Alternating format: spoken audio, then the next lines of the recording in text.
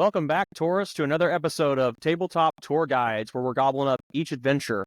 I'm one of your hosts, Drew, and I've got with us one of your other hosts, John. Hey, Today, we are going to be talking about a pretty interesting topic for just wargaming as a whole. It's going to be competitive versus casual and kind of our stance on it. But before we jump into that, how have you been doing, John? What have you been working on? I've been working on mostly getting ready for a kill team tournament. I've been running a kill team league for quite a while now. I think I'm on week 5, with a couple of weeks to go. But the tournament's on December 7th at Unplugged, and just getting ready for that. Nice. Awesome. You got any drink you're tasting today? No, I'm sticking to water. Got work early in the morning. Got to talk to both my boss and my super boss. So I'm like getting ready for that. I gotta go bed early, get up early. So we should have recorded tomorrow night, and then you'll have plenty of drink after those conversations. Well, that would have been something, but then tomorrow's your big day, so let's talk a little bit about that. All right, that's fair. We can't record tomorrow, so we're actually recording this episode a little earlier than a lot earlier than we actually would anticipate normally, than release, because I'm going to the Warhammer 40,000 Grand Narrative that Games Workshop puts on every year in Atlanta, Georgia. It's a pretty fun event with several hundred of people some people are playing Kill Team, some people are playing Warhammer 40,000 proper, and it's a big event where they divide everybody up into the 3 super factions of Xenos, or they call it Interlopers, Imperium, and Chaos, and you play with your faction to do special secret extra missions while you're playing a primary mission, and you earn points, and at the end of the event, they announce who the winning faction is. But it's a lot more than just a tournament. Like, honestly, a lot of people don't even really keep track of their scores or anything. Like, they don't use the tournament rule packet or the tournament missions. It's like just very basic missions with made up like secondary things for you to earn. And the whole premise of it is to be immersive. So everybody, like all the tournament organizers, all the employees from Games Workshop are dressed up. And they are in character the entire time. So if you ask a rules question to a servitor, it's going to give you a servitor kind of response. The battlefields you're playing on and the rooms are all themed out. So like if you're fighting in the desert planet, they have the heat up and there's dirt and crap everywhere. There's dust on the tables. If you're fighting in the tundra, they have the AC blowing freezing air and it's darker, and it's really, really immersive. I go every year with a friend of mine, Justin. We've been going since they've started it 2 years ago. We have a good time. We dress up, but we get in character, and we really enjoy it. So I'll be sure to take some pictures, and we'll get with you if we have time for it on the next episode. We can kind of go over how the experience was. But I paid to get cold and hot. Hey, as somebody who's in cosplay, I love the cold room because I'm normally sweating my rear off the whole time. And so being in the tundra planet, it's like, oh yes, they try not to double you up, but sometimes it still happens. I'm like, oh please, let me get 2 games in the cold room, please. Oh my gosh. And then for the drink, I'm having some Johnny Walker Black. Oh, nice. Well, that does sound like a fun experience, and I can't wait till you come back and we get to talk all about that. Yeah, we'll spend some time next episode going over it, and maybe bring up some highlights from it. And so I think it's interesting that you and I are both approaching 2 activities, right? One of them, which is a little more competitive in nature, with an actual tournament, right? It's a structured tournament for Kill Team. And then I'm going to a structured casual narrative event. And that's kind of interesting that we're both getting ready to dive into these experiences. And that's also the topic episode. We did not plan this, for the record. We came up with this topic a month ago, and we've been kind of holding on to it for an open window. We've got a lot of games coming out, and we, honestly, some people aren't very happy for it, but we got lucky with the N5 edition getting pushed back to where we can actually talk about this episode. I think it's one that everybody's been really eager to go over. Right, because I think if it came out on time, today would have been the day we met. Yeah, we'd be talking about N5. So we will be doing an Infinity by Corvus Belli N5 soon, once it comes out. We'll see how that goes, and we've also got Middle Earth on the horizons. So we'll have those topics, but right now we don't have anything to really discuss. So we're going to talk about this. And this is competitive versus casual wargaming. That's So what where do you we're want to start? The competitive side or the casual let's side? I think before we get way too deep in it, here's let's be fair to each other, because I think both of us are a little bit of both, right? I used to be way competitive, and I've gotten a little more casual over the years. You've never been competitive because you suck at games, so like you're super. No, I'm just teasing. But yeah. I think you got kind of into wargaming for the casual side of it, and I feel like you've grown to be a little more competitive as you play, man. Like as you grow in the hobby. Well, yeah, of So course. I mean, I started out when I first started playing Unplugged and everything, and I didn't have a lot of games, and I was like, oh, I'm just getting into them, but I didn't need to build competitive lists, and now I've right, got the armies, and I'm like, okay, where do I go from here? And I'm ready to go to yeah, the more competitive level, but still stay casual here and there. You know, right, it's just kind of figuring out where that balance is. right. And so with that, I want to ask, just ask both of us. Again, we can flip flop through as we go through this, because I think again we're both kind of both. Uh-huh. But if you had to lean one way or the other, which one do you favor more, competitive or casual? Oh man, this is a hard one. I think casual for the most part for me. Okay, Um, this is just every week going and playing that unplugged and stuff. I want to be competitive, but I also don't want to just always being the most broken thing or try to bring the most OP list, because then I don't get to try out different things. sure, Um, and I don't get to play with themes and stuff.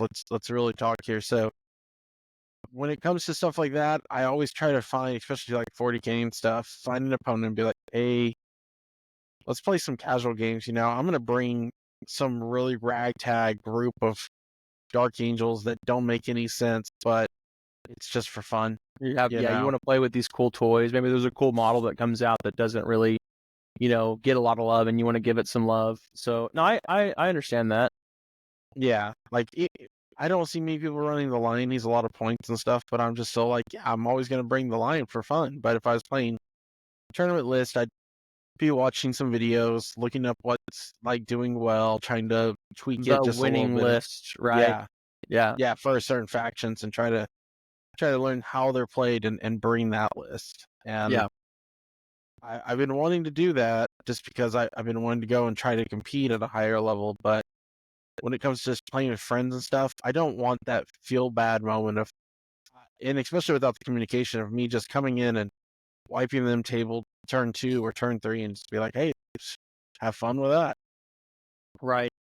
I think you bring up a really important point, of that would be good to kind of go over before I jump into my stance.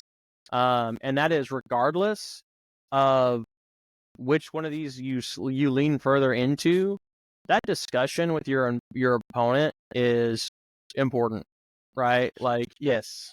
if you've got a guy, like we've done 40K, or we did 40K for a long time at Unplugged, here in Edmond, Oklahoma, and we had people who, like, we were a very competitive scene. Everybody was playing tournament list all the time. That was all, any game you played was tournament practice.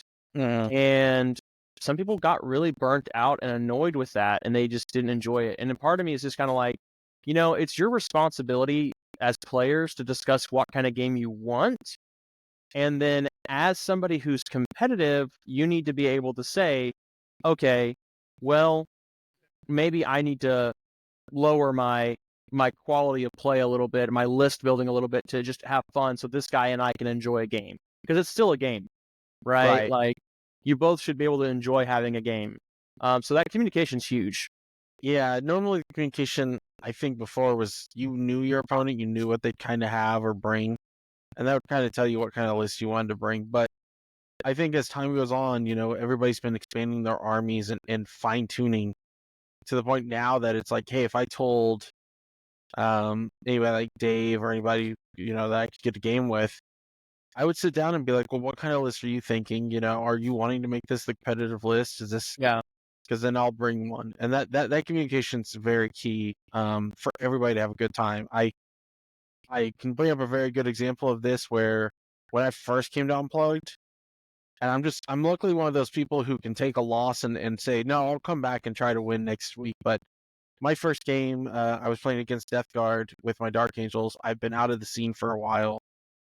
Came back in, barely had 2,000 points, and just got wiped turn 2. And it feels bad. You're like, oh, that wasn't very fun. He just didn't even need line of sight on me, indirect fire everywhere, everything was dead.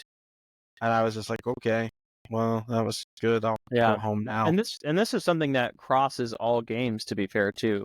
But I don't want to dive too far into. No, you're good. You're totally good. I think you're right though. Like not everybody has the stubbornness or the tenacity or the drive to keep coming back, right? For some people, that one experience could be all of it, right? That's what they think 40K or Legion or Age of Sigmar or Corvus Belli Infinity. That's what they think the game is now. So, and we can go, as we go into talking about this more, we can bring up more examples and good examples, bad examples of both, and kind of see, I think what's more important about this episode is, while yes, both of us are going to lead one way or the other a little bit more, I don't think you can be really even on this. I think you naturally have a desire towards one or the other. And that might be very close, but you'll lean one way or the other a little bit more. Because we're so middle, or because we both can appreciate the aspects from both ends, I think the best thing is we just share experiences and information about both, so other people can make their own decisions about which way they want to lean. And maybe they're approaching games from a side, like maybe they're trying to be competitive when they would probably rather be a casual player, or maybe they're a casual player that really would rather be a competitive player, and they don't know that. And so by us kind of talking about it, talking it out loud, I mean, that's what we're doing, right? We're guiding these people. Right. He said the name. He said the name. Tour guiding. We're tour guiding these people and helping them make better decisions. That all said, I'm a competitive player. My stance on it is I have and I always will be a competitive player. Now, the caveat there is I have dialed that back a lot in the last year or so. I mean, you can ask a lot of our community members and stuff. I used to be just every list was about tournament play. Where I'm only buying tournament list for games. I'm not buying stuff I just think looks cool. And that was just the only way. It was a switch that was broke and it was on. And I've started doing more casual because of time. No. If you can't play as much, I run tournaments all the time and run leagues all the time. I can't be competitive anymore as much as I want to be.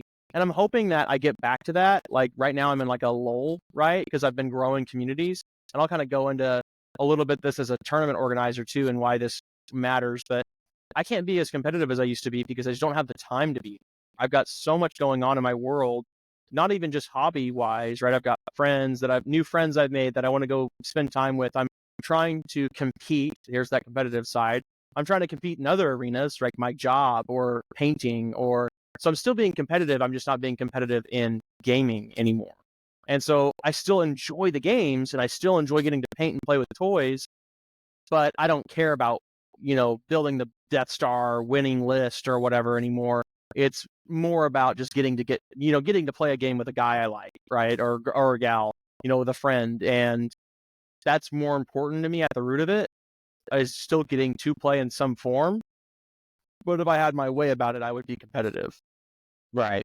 So I think that's where a lot of people, as they get older, I'm not going to try to ageist our listeners here, but I think that's it's a young man's motive, right? To be competitive and have all the time. Right. And as things develop, you just don't have as much time as you used to. You're just wanting to make sure you have fun because you're spending what time you do have on this game. And if it's not fun, then you're mad. You're not going to do it something anymore. wrong. Yeah. Right. So, all right, we've ripped the Band-Aid off. We did not really rip the Band-Aid off. We slow dragged our nuts across the floor. It's what we just did. I've got it in the show notes for the listeners. Rip the Band-Aid off. That was not what we did at all. We we I went yielded into slowly. No, I did too. You're good. So that being said, oh no, man, you're cracking me up, dude. what are some positives that you would call out on casual wargaming? So for casual wargaming, I mean, I think the biggest positive is you can make a great time doing whatever. If I play a casual list and they play a casual list, I think you can have fun no matter what. Who cares about winning or losing? Going in the mindset usually that you're not here to really try to do one or the other. I mean, yeah, you'd love to win, but you're just there to have fun with a buddy, or meet a friend or join somebody's community. Um, so I think that's one thing. I think the other thing is just playing casually. It causes you to, you know, I wouldn't say be more friendly, but it causes you not to uh, make the other player feel bad by bringing like something super competitive and like that. You allow them to experience the wargaming for the first or second or millionth time, but without beating them down if they're not at that level. You both can play at a equal level when you're casual, Yeah. in my opinion. Well, you can even list adjust, right? Like you can be like, hey, let's both build a list with you want to do this, I want to do that. Let's tinker our list around each other being able to do our thing and make a good game. Yeah, I mean, I think one of my favorite games I can recite recently was I did play with Dave, and he was playing Ultramarines, and I was playing Dark Angels. And we said for a fun casual game, we sat there and said, "Hey, I'm gonna have the line march up. You're gonna have Gilman march up. We're not gonna shoot at them. We're gonna have them battle it out while everybody else is shooting around Oh yeah, and very having a thematic. good time." Yeah, Yeah. No, that's awesome. Yeah, and I bet that looks super cool. And that's kind of the thing, right? Is you get those cool moments being casual, right. and We still playing primaries. We're still playing secondaries, but as a caveat for it, we put a temple stand in the very middle of the map that they would fight oh over man, because that's awesome. everybody was around them. That's so cool. That's So so cool. those moments like that, I don't feel like you get at the competitive level, and it's just Yeah. I mean, so. even going down to the choice of terrain, like that terrain piece wouldn't be played at a tournament. Oh They yeah, wouldn't have that there, right? Like they wouldn't put that on the table unless they just didn't have anything else. And it's like, oh man, like I don't get this really cool thematic, storytelling moment of these two characters that everybody knows and loves, right? Everybody loves these characters, and yet, list building, you don't get to take it. The table terrain setup, you don't get to see it.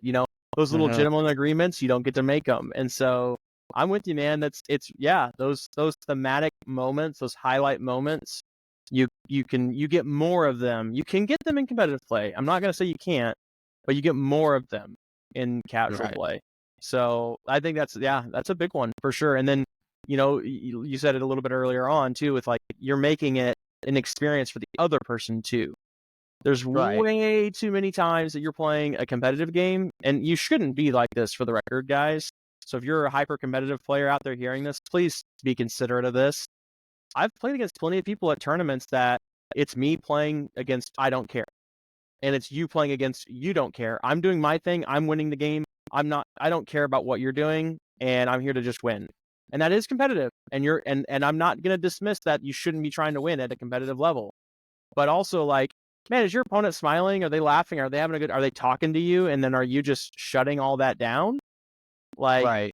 it's still a game at the end of the day. And I've had plenty of games where it's like, hey, I don't care I'm not going to talk to you. I'm not going to enjoy interacting with you. I'm just going to do what I need to do to get the most points on my turn. And then that's it. And it's like, whoa, man, that's not like, let's calm down there.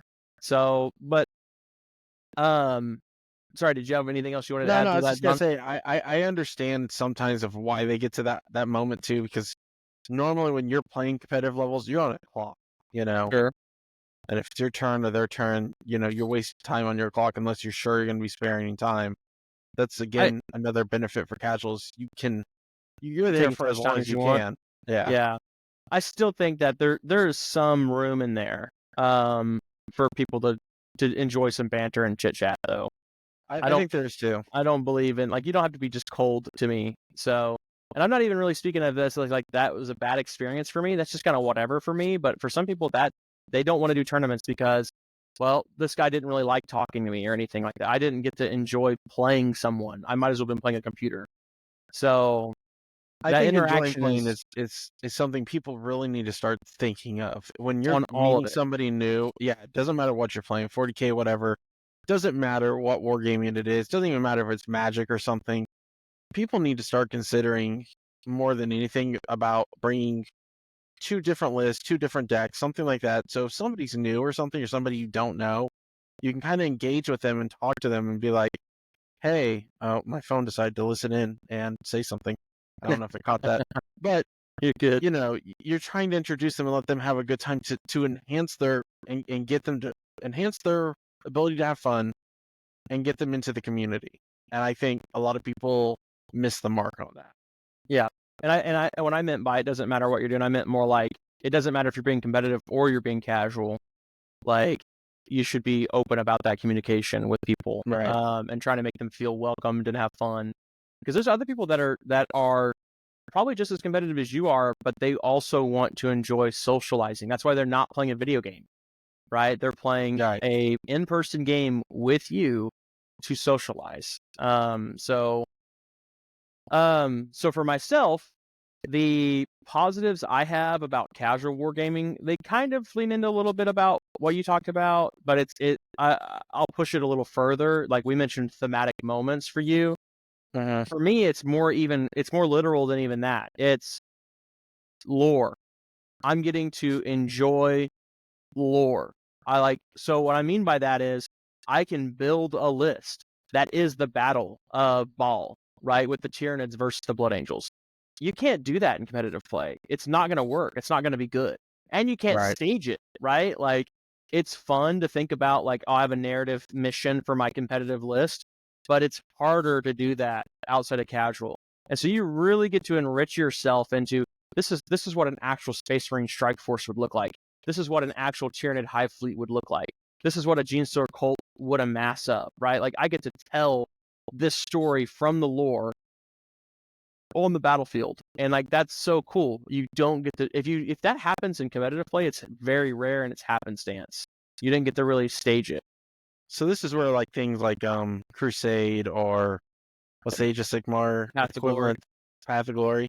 This is where those things excel. You can definitely make awesome thematic fights and stuff like that, and start with like and build up your army and stuff. And I think that's all should live in that realm of casualness, and have fun with that and Yeah. let your army grow. And there's some games that just you can't not play it that way. Like if we look at I mean, you technically can, but like I think Blood Bowl is played the best at a campaign level. I want to play a Yep. league. People play it competitively like a tournament, and that's fine. I'm not no dogging. If you guys want to hear where we're ranking any of these games, our episode from just a few weeks ago, we talked about our opinions on each of these games and ranked them.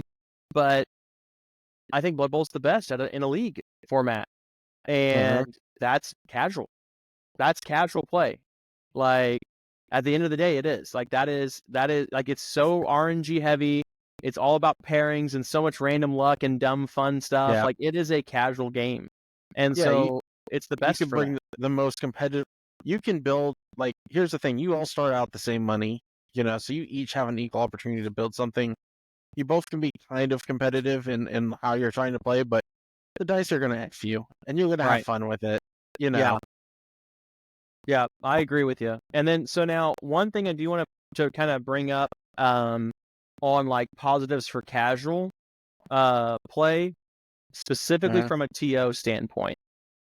It opens up new game modes and new event types.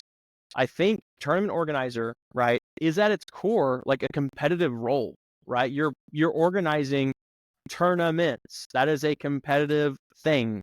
But if you want to take a break from that, or not everybody in your community is invested in that, or you have new people, you can start doing slow grow leagues that end with a tournament. We do that all the time here at Unplugged. John's doing one for Kill Team right now. I've done several this year for Legion and Infinity, and I've done them in the past for 40K. or you can do narrative campaigns like Crusade or Path to Glory. And if a game has a competitive system out there with rules supported for it, give it a shot. You will get people that you didn't think you could playing the game. And as a tournament organizer, I'm starting to notice more and more as I kind of grow and play that weekly play is almost more important for a community and a store than a tournament attendance is. Like if I can get more people playing every week than I am at one tournament a month, then that's better, right? That's technically more people. Right. And events like this pull people in more. Like we had like 30 people, maybe a little less than 30 people signed up for our crusade we did at the start of 10th edition. And it went like 2.5 months. And we had at one point 8 games being played.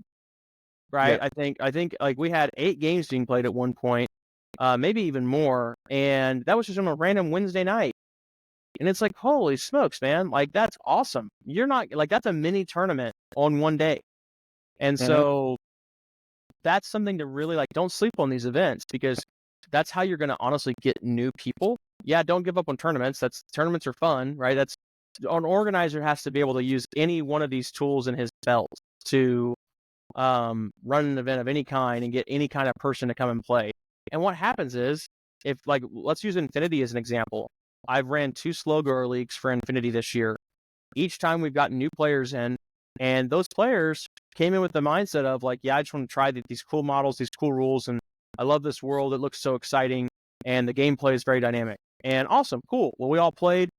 We have a lot of veteran players that catered in a sense. I don't want to say that like it was a chore for them, but they catered these new guys and played some lists that were like, let me show you this cool thing that you may not know about, or yeah, I'm going to play this goofy list that I just want to try because I know you're new, and like they didn't just run them over. And now because we had that like kind of slow grow league esque kind of casual format, because we had that, people that were our newbies and casual, they've come to tournaments. And they're like, oh, tournaments are actually kind of fun. At the very least, a tournament is just a way for me to play 3 games in a day. Right.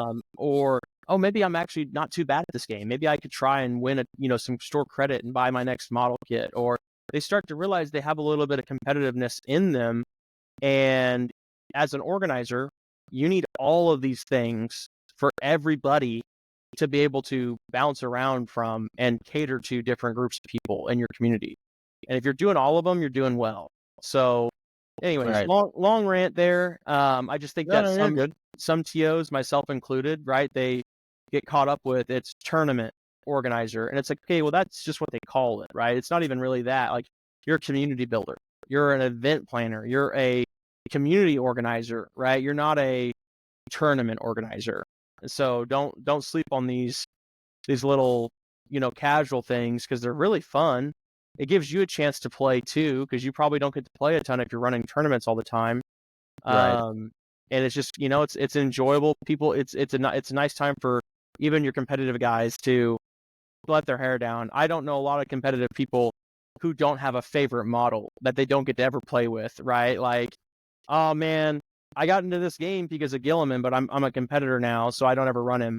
Oh, well, this narrative tournament we're running or this narrative league we're running lets me run Gilliman. Okay, that's kind of fun. Like I'll get to do that. Like a lot of competitive players think this way too, but if they don't ever get the opportunity to do it, they won't. They're not going to do it themselves. So if you just go, hey guys, we're not going to do a tournament this month. We're going to run a narrative league instead. Well, they don't have anything else to do, so they're going to let their hair down a little bit and go have fun. So, and they'll like it more than they let on. But anyhow's it. All right, so that's the pros of that we've given on casual wargaming.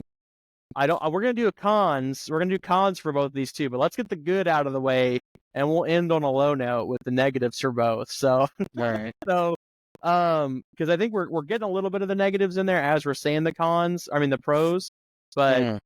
it'd be nice to just kind of line them out still at the end here. So, casual wargaming has a lot of perks to it, a lot of pros to it. A lot of it is just that thematic play, hobbyist stuff. What to you, John, are the pros to competitive wargaming? I think the pros are it definitely.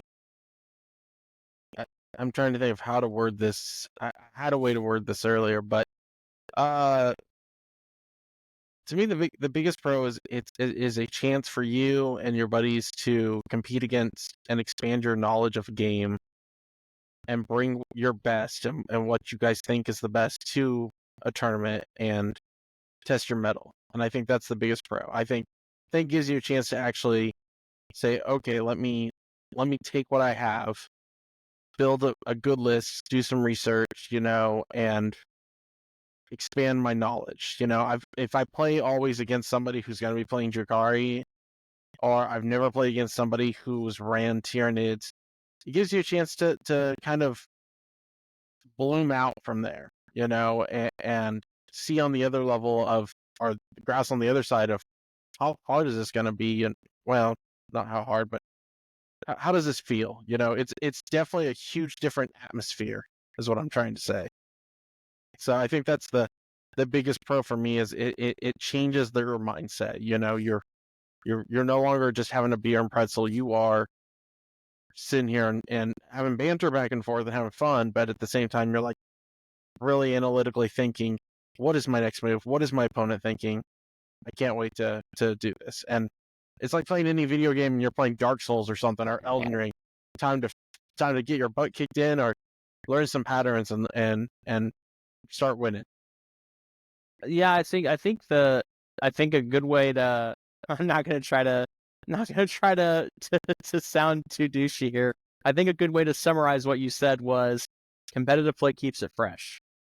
Right. Sorry. Like, That's probably better. no, you're good. We gotta burn through this episode. We gotta earn some more minutes here on the show, so you're good. But that's really, I mean, that's what you described, and I think that's huge. I mean, that's when I was thinking of something totally off, but like that's actually probably one of the best reasons to have competitive play. Is because if a game company's doing it right, it keeps the game fresh. It keeps you interested. An example of that, maybe not everybody's favorite example. I personally don't like it always, but Games Workshop, man. There's an errata every 3 months, every 4 months, whatever, and the game changes. Without having to have a whole new edition, the game changes. It Right. forces you to have to try new things, and that makes you want to stay engaged, makes you want to stay interested. If you're just garage gaming with your buddies every week, you're only ever going to play the same 2 or 3 lists against each other all the time, like what you're talking about. And that's boring. You Uh-huh. get bored with it, right? And so, games that drive competitive play with organized, like some kind of organized play to keep things interested, like Corvus Belly. I'm a big fan of annual updates. So, like Corvus Belly does an ITS season. That's their international tournament system. They do an ITS season every year in like November or something, and or October, and it's like, hey, here we've got this, new season. We've changed the missions. Here's some new missions for you. Drop troops get this perk. Drop troops all get +3 to drop in. And it's like, oh, well, I didn't think about playing a drop troop before, but now that they get a bonus, I'll go ahead and do that. Or like hackers all get this built-in hacking program for free this season. Oh, well, this hacker I thought was kind of mediocre now actually is pretty good. Maybe I'll play that hacker now, and then I got to build a list around this hacker, or build this list around this drop troop. Or Kings of War does it too. Like, I think it's been a pretty good standard that miniature games at least once a year do an annual update of some kind to keep the game fresh. And I think that's smart. I don't like it as fast as 40K does it, but once or twice a year is pretty good. What are you gonna say, John? Yeah. I mean, they gotta update those codexes sometimes. Those things get either nerfed to hell or a little overpowered. But I was gonna Yeah. say, thinking about it too. Whenever you were talking, it popped in my head. But the missions and stuff, you have your most, what I'm gonna say is the most balanced missions, the tournament missions Mm-hmm. that, and the tournament terrain. So everybody has the same layouts and stuff. I think that is also a pro for the competitive scene. Yeah, you know You what you're know, getting. Yeah, there's yeah, no gotchas. And that's, yeah, I mean, gotchas kind of just period are not as popular in competitive gaming because they can still exist. And I know some games that have plenty of them, But if you are an up and knowing competitive player, you're going to see your opponent's list and you're going to be like, oh, okay, this is the same list I've played before. It's the go-to Corn Demons list, or the go-to Tau list, or I understand what these mechanics are. You're creating less feel bads because you know you've practiced against it more. Or it's out on the internet more. You watch battle reports on it, and like there's honestly a lot of good content for competitive play as well. But so I mean, keeping it fresh, it's a really good one. I Right. didn't really think to come up with that. I was thinking of, for myself, the big pros for competitive play were kind of goofy, but it's like, to me, competitive play is an excuse to a pro is an excuse to play a bunch of games at one time. Oh, And okay. Yeah. so, like, that's a little more casual of a reason, but it's still something you really only get with tournaments, right? Yeah. Like, yeah, you and your buddy are gonna go, if you wanted to play 3 games in a day, people do that, right? Go for it. But a lot of people, after like game 2, they're gonna be like, all right, man, I'm done. Like, let's call it. But tournament, it's like, oh man, I'm gonna go to this 3-day weekend and do 8 games of 40K, or oh, I'm gonna go to my local game store and do this Infinity tournament and get 3 games in of, and it's everybody. It's a different experience too, because you know why you and your buddy only get 2 games in a day is because you take 4 hours to play each game. So you're never getting to that third game. But having a regimented, organized, structured play, it's nice. It's very fun. It's like, you're going to get your 3 games in, and you and your opponent are playing at their best. I love playing against people at their best, right? Winning or losing. I love the grind. I love the puzzle. I love solving the problems. And so Mm, you don't get that in casual play. There's more take backsies, and I don't necessarily think you shouldn't be yeah. against take backs, but like, you can rewind a whole turn in casual play. Like, if you make an error in competitive play, it's like, oh crap, now I got to figure out how to recover from that. And I Right. love playing on that edge of gameplay, and I love the fact that there are dedicated, organized days to play. Right, like that makes it. It makes it. I like having that guarantee. It makes it more fun for me to know I can get a bunch of games in one day and playing against people at their best. Yeah. Um, so if that's not your jam, that's totally fine. Like, maybe you like playing the 2 games with your buddy. I play 40K. I try to play 40K like once a month with a buddy of mine. And dude, we just talked about it Saturday this last week. He came up and we were like, we haven't played 40K the last 2 times we've been up here. Like, we've literally just shot the shit, and then we're like, all right, we don't have time for a game, so let's just hang out. Let's just continue to hang out. And it's like, and that's fine, right? That's just, that's not for everybody. I was gonna say the Um, reason you can't get to that third game is usually by then you're forgetting that you're playing 40K and you're like, what are we playing? And start rolling oh, you're potato drinking? chips or something. Yeah. Oh my gosh. Yeah, yeah, Mister, I'm drinking water. Mm-hmm. I know. Early Uh-huh. morning tomorrow. Yeah, yeah, yeah. One other pro that I can think of for competitive play is also, it is, as a TO, it's easy. It's the Yeah. easiest thing to do as an organizer because it's less work. You just do 1 day a month of, and honestly, we do a lot of events. We do once a month. Some stores don't even do that. Some communities don't even do that. But like, let's just say you do a tournament a month. That's 1 day a month that you just put some stuff into an app. Like, if you're playing Warhammer, Age of Sigmar, or 40K, you're putting everything into Best Coast pairings. It's doing everything for you, and you're just keeping track of the time and answering rules questions. So easy. So easy. I think that you mentioned this earlier, a lot earlier in the episode, but the another pro that I would say is competitive is if you are somebody who's wanting to go into the pro scene, you don't have to spend as much buying every model out there, Oh, especially if you're playing Space Marines. You're looking up what is the hottest thing yeah. and doing a lot of research and playing consecutive games to get that list down and understand how that game, like how that list is supposed to function. Yep. Yep. That's a good one. I didn't even think of that as a pro. I mentioned it off the cuff earlier, but like, yeah, that's a pro for a lot of people. That's kind of how I manage my hobbying. As I don't want to buy all the stuff for a faction and then have to be like, oh, I'm overwhelmed now. Like I'm struggling now because I've got all this stuff. Like I've got an Age of Sigmar army that I did that with, and I'm kind of like, shit, I haven't started this army because it's too overwhelming for me to try and work on it. So I'm actually trying to I'm in the process of like, oh, I need to get rid of one of these armies I have because it'll relieve some of that stress on me, and I'll actually get started if I do that. But you're totally right. Looking at all the armies I have, and I'm like, man, I got one actually finished, and the rest are half done. I need to get back in there. And if I went to a tournament, let's say my sisters aren't done, or even my Thousand Sons are even worse, and I was like, I'm going to play Thousand Sons, it would motivate me to make my competitive list for Thousand Sons and get them painted up. Yeah, I mean that's that right there. Hobby is easier. I think it's easier to get motivated for hobby for a tournament than it is for casual play. Like if I'm trying to get ready for a tournament, well, especially with some game systems like giving you extra points, like 40K gives you extra points.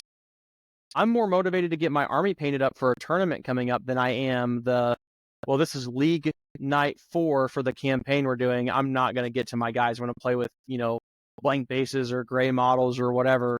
Tournament play does encourage you to get stuff done so you can actually play with it.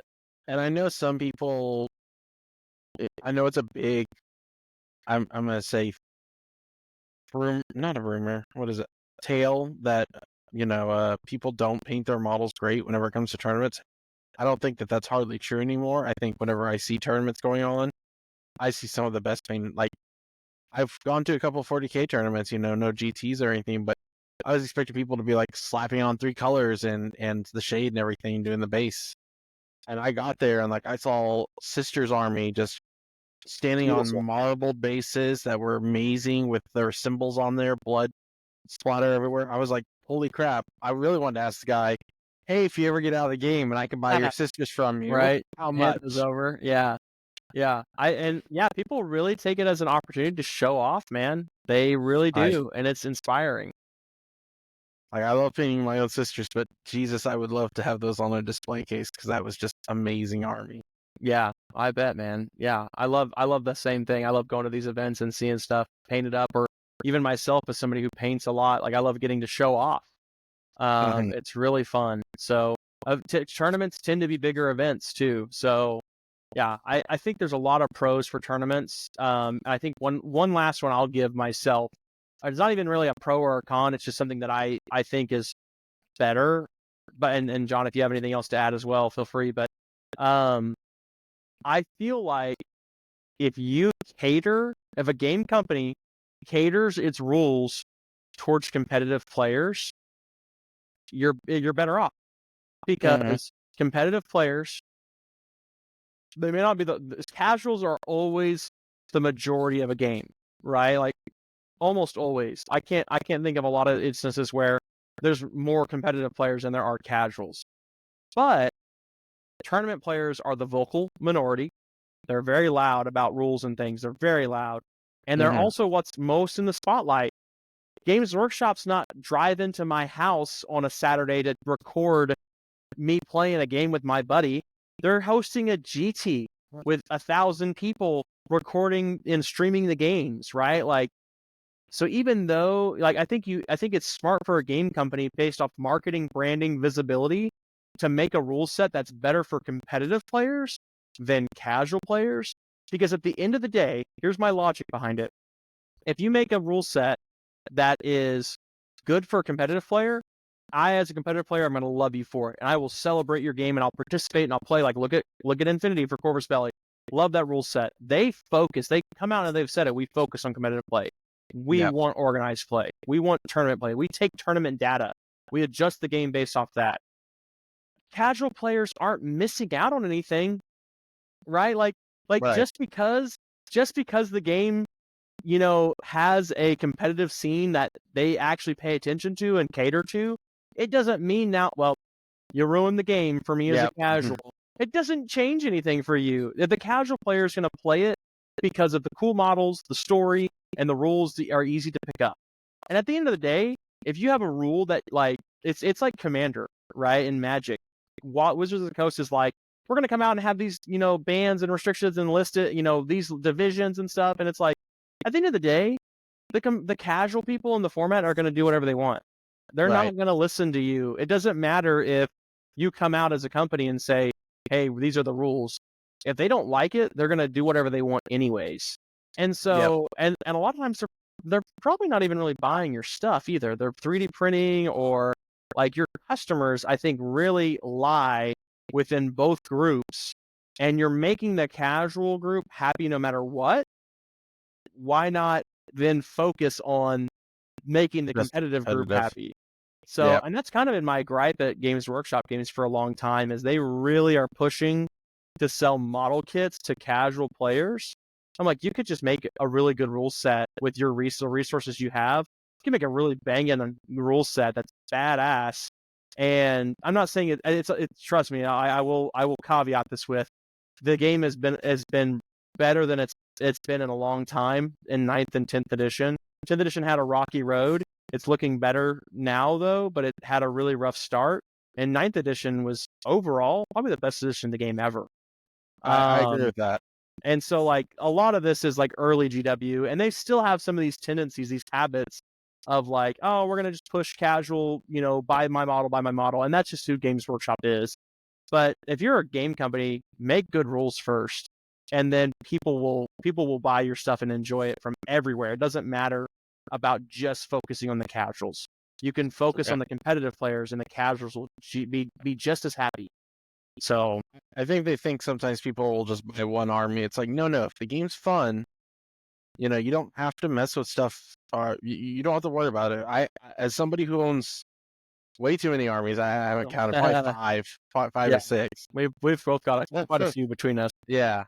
So the buying the armies isn't the problem, and as long as you continue to have new models, and replace the old ones, sure, I'm probably Mhm. gonna buy those too. Like Right, the new Deathwing Knights, yes, please. Can't wait for right. that Christmas box. And you didn't even need them, right? But like you want them either way, right? It's like, it I doesn't have matter. the I'm old still gonna. models, but yeah, I want the new You want models, them and anyways. So that's the casual mindset. You're gonna buy it no matter what. You don't, as a tournament player, need those models, but you see what I mean? And that's you're backing me up on my point. I appreciate that. It's yeah, like that's exactly it though. It's like, yeah, I'm gonna buy your stuff no matter what. Please make the rules also good. yes. Yeah. So, anything else on pros for turn? I think we got I myself. I think got a we're little off, good. but okay. All right. Now to the bad. What are some negatives about casual play, if any? You don't have So to the even say negative any. for me for casual play, I will say there's a negative. I think it makes you just a little too lax sometimes. You get to, like you said earlier, your opponent will usually let you take back that turn, or it could be something that doesn't bring out the most. I'm not gonna say competitive, but it doesn't help you strategize. Like the whole thing is in battle, with especially wargaming stuff. People gonna make mistakes. People are gonna forget something. But You're gonna have maybe you those just be like, days. yeah, when you can just take things back. Didn't I hand the think it just Montana on you. allows you. I think that's one thing. I think the other con that I would mention is it's just if you'll start to run into that issue where you're always playing the same casual list. It's a fun list, but then they're only going to play casual. Like if a competitive scene, like we said earlier, when the rules keep changing over and over, and the competitive scene keeps changing, and models keep changing, the casual player will still bring the same casual list. Mm-hmm. They're not really going to change out their list because it's a casual game. Right. So you don't get to play something different. Like They're not I would driven say, to buy more. right. I would say like a good example of this was over the years, we had a couple of people who would just bring the same thing over and over, and they never switch out. I'd at least try to switch out armies because I have different armies or something, just to kind of like spice it up Yeah. with my opponent. The casual players are only driven to mix things up by big releases like Gilliman, Right. right? Like, Yep. I'm gonna play the same Ultramarines list for 2 years. Oh, Gilliman came out. All right, now I'll change it up. It's like, okay, well, that gets old, and there's nothing wrong with that, right? But like, at least have a couple different armies then to swap between. But if you're just playing the same stuff over and over and over, I don't know how you don't get bored. Um, Right. so I would say for myself, the only real major con of casual play, outside of the fact that like I want to compete, right? Like that in and of itself is like I want to play against somebody who is also trying their best and competing. That's a personal thing, not something I would say is negative about it as a whole. The biggest con for casual play to me is time. It takes Fair. so much time to play a game. You gotta like the person you're playing, which is why we don't play enough casual games between us. I mean, you really do, man. Like, I think what was it I was telling you about Kill Team? I love Kill Team because even if I don't like my opponent, the game's over in an hour. Like, I That like, is true about like the skirmish games and stuff. yeah.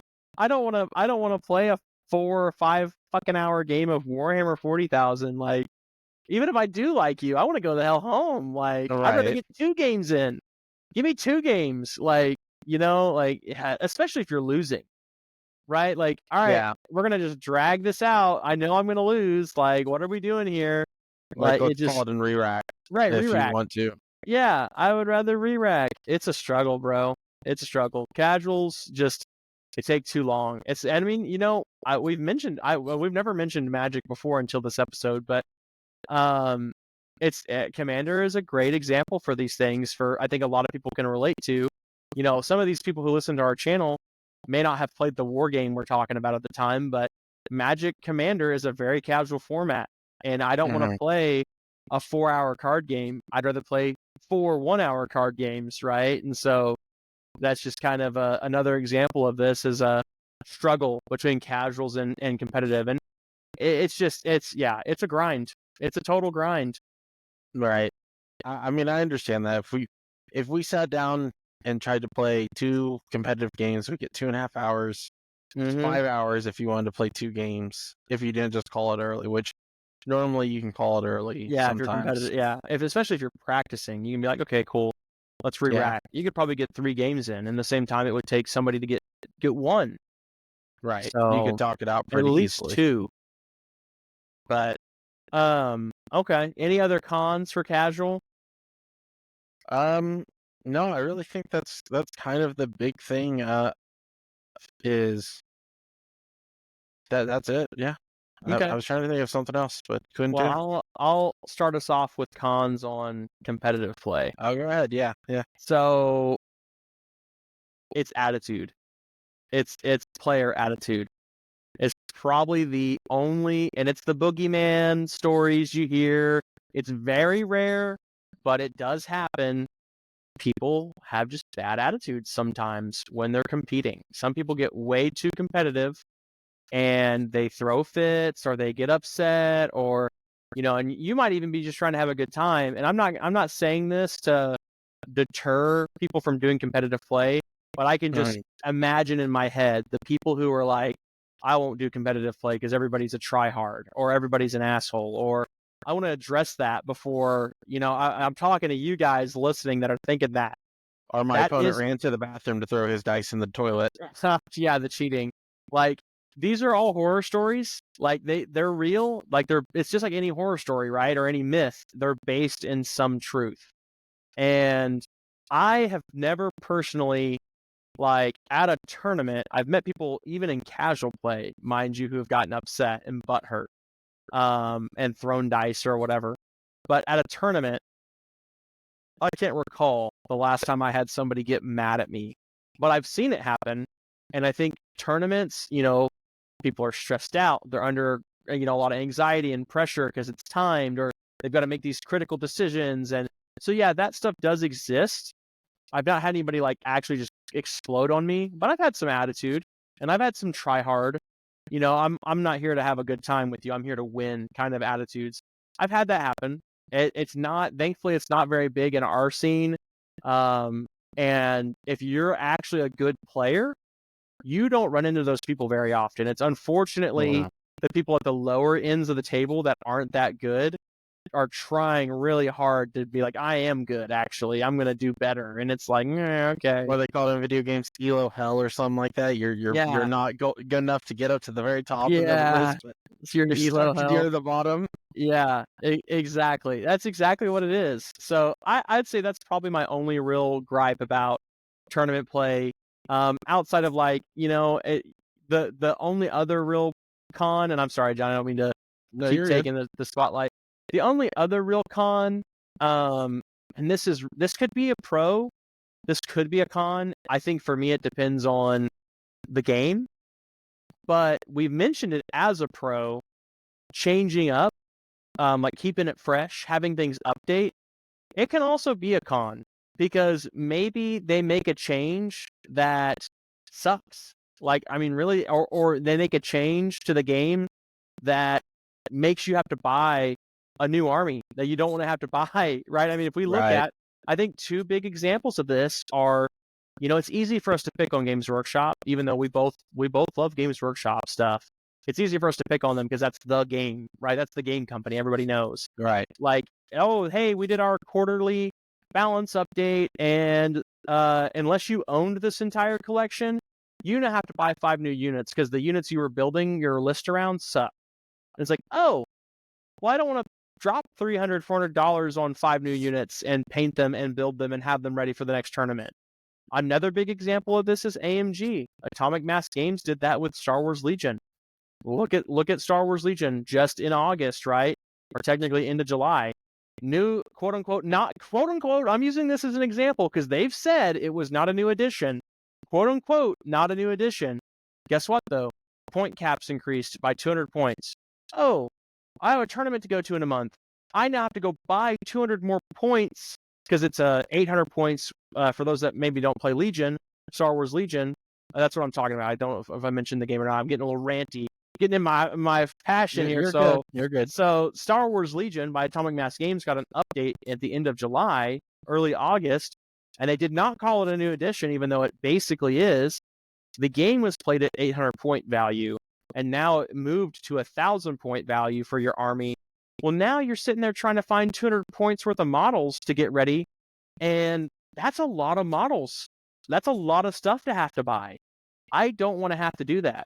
Or you're playing a list like experimental droids. I bought 3 full squads of BX snipers. They can't run more than 2 now. Oh, so these are just wasted models now?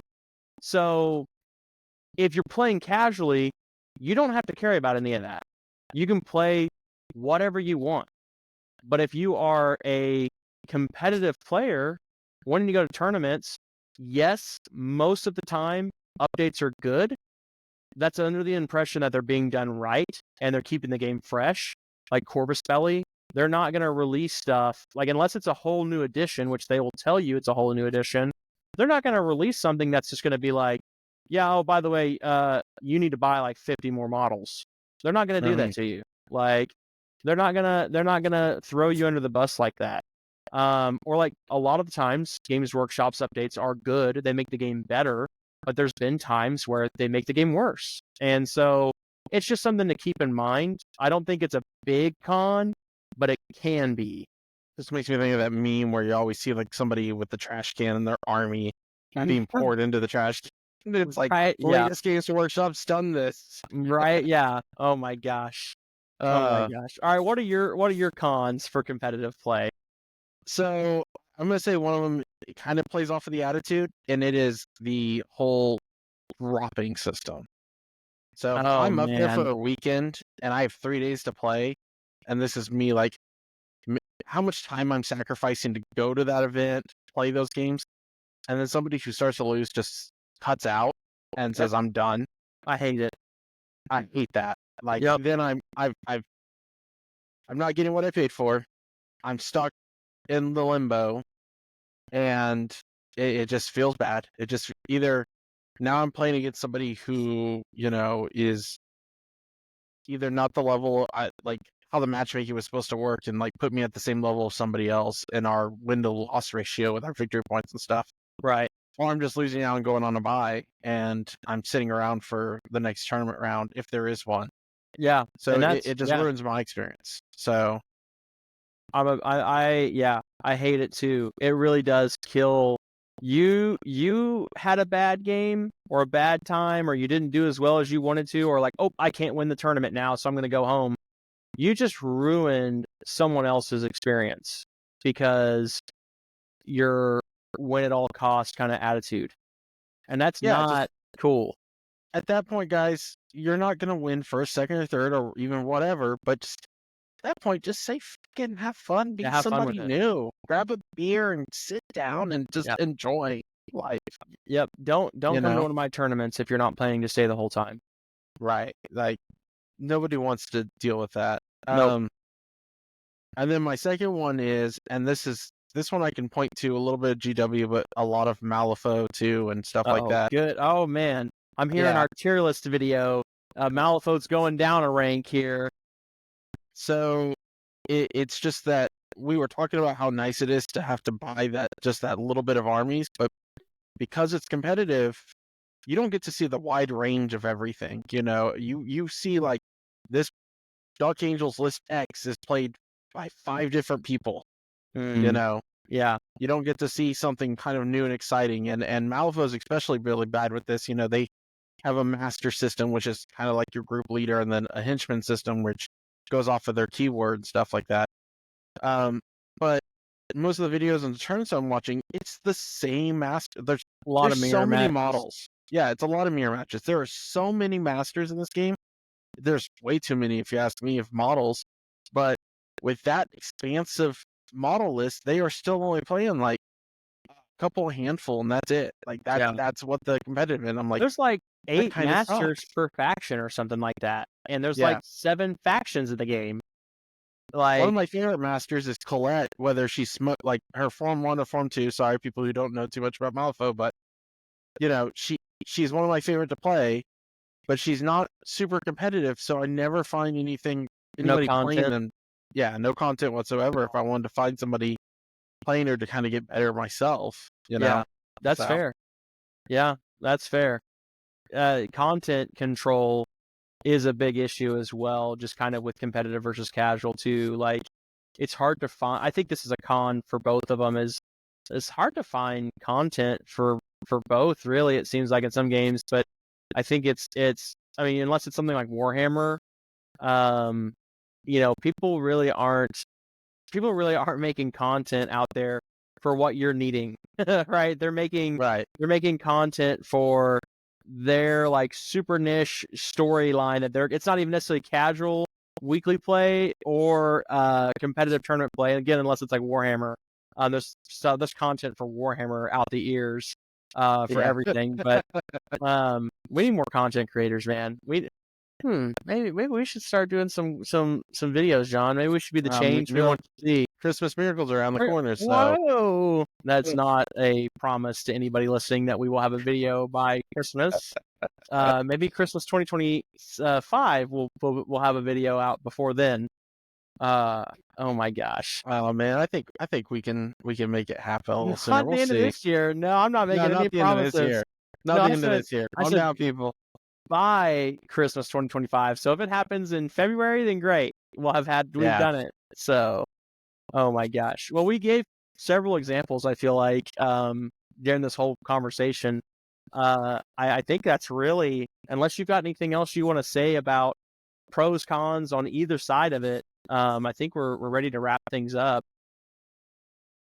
sounds good to me. Yeah. Okay. Last thing I wanna throw out there to us before we skedaddle here is, what's a direction you want to take your own personal wargaming journey? Like, which do you want to start leaning more into from yourself? It's good. I'd like to read some people's comments and figure out what that is. But for me, myself, I'm Yeah, going to yeah, say, that's a great call out, real quick. Yeah, you guys listening, that's a question to you as well. Tell us what you want to do more. But yeah, yeah, John, go ahead.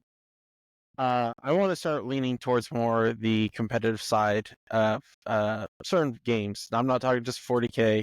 It's easily I'd like to look at mahjong and the chess. You're going pro mahjong player. Hey, Mahjong Solo it's called and online, and I play it every once in a while when I get Oh real my bored. gosh! But Oh, in the Age of Sigmar, I would love to be able to start going towards that and play that more competitively. I mean, we just had a huge tournament at that at 48 Unplugged. man. Yeah. 48 man Age of Sigmar tournament. So if there wasn't a time for me to be motivated to start painting up my Stormcast Eternals, Me too. we're that's it. Well, Like, just not your Stormcast Eternals. I don't want to paint your Stormcast Eternals. oh, you don't want to paint my Stormcast Eternals? I want to paint my stuff. So let me catch myself. Man, that's a good one. Yeah, I mean, like that tournament. I took some reels on the channel. If any of you guys want to see some quick, 15-second footage of some games, I tried to get some content out there of the scene. 48 people, man, playing at Edmund Unplugged. That was so cool. Dark Omens GT by Sparkle Motion. That's our local team. Yeah. So you're leaning more towards competitive. Age of Sigmar. Anything else you're looking at? I mean, I would love to jump off. I know it's start casual pretty hard, but then look at getting, because it's going to be brand new, the MESBG, our Middle Earth battle strategy battle. Yeah, whatever. Sorry. The Middle Earth game. Yeah, that Middle one. Earth game. There we go. Yeah, that one would be cool too. So if it has a really nice competitive layout whenever this new version comes out, I'd like to just jump on that on the get-go and play casually, but really practice competitively, like on weekends or something. Yeah, and maybe go to some tournaments. Yeah. I think I'm with you for myself. Like I said at the start of the video, I'm more competitively inclined than not. And you've been talking more and more about, I want to get competitive. I want to start go to tournaments for this, or I want to get a team together, or, and that really has been like, man, I want to do that too. Like it's kind of helped to drive me as well. And then we've got Sparkle Motion, which is our Age of Sigmar team out at Edmund Unplugged, and seeing them run 2 GTs this year at the store. I think the other one was 32 or 36, and then this one was 48. Like, man, I want to join that team and be a part of that group and go to tournaments and travel. They went to like LVO last year, and it's like they go to events, and I want to participate with them in that. So I'm looking at that for myself too. I want to start leaning into competitive play again. I got really big into Kings of War competitive play, and then I kind of just this year I took a year off. I know. I really wanted to go with you guys to Bug Eater earlier this year. Yeah. But I had to have a kid. No, yeah, it's all good. Yeah, it's all good. Yeah, Lone Wolf and Bug Eater. And so like maybe it hasn't, man, that's crazy that was still this year. So I haven't been doing anything competitive for like 6 months. And I want to fix that. I want to start playing Infinity competitively again. And I would like to pick up I want a skirmish game to go to tournaments for. And I want a big army game to go to tournaments for. And I think that's going to be Infinity for the skirmish side, because I think there's plenty of tournaments for me to go out there, and I'm good at that game. And then I also am looking at, like you said, Age of Sigmar and or Middle Earth. I'm leaning more towards Age of Sigmar because there's already a really solid foundation locally for us to get tournament ready. But if Middle Earth already has tournaments around the U.S. right now and the world, if the new edition really kicks things off, I wouldn't be opposed to doing tournaments for that either. Yeah. So cool, man. Well, maybe we can start doing some tournament style content. I don't want to do full tactics. That's not really what we're about here on this channel, but we can do some coverage, or maybe we talk about some experiences down the year. You guys, you listeners, tell us what you want to hear, and then keep us honest. If we said we're going to be competitive and we aren't looking like we're being competitive, call us out. Let us know. Be like, hey, when's the last time you went to a tournament? Yeah, keep us in line. Yeah, let us know what you want. So, all right, cool deal. I think we're good, John, unless you got anything else. Nope, I think we're good. All right. Thanks, everybody. Have a good one. All right, bye.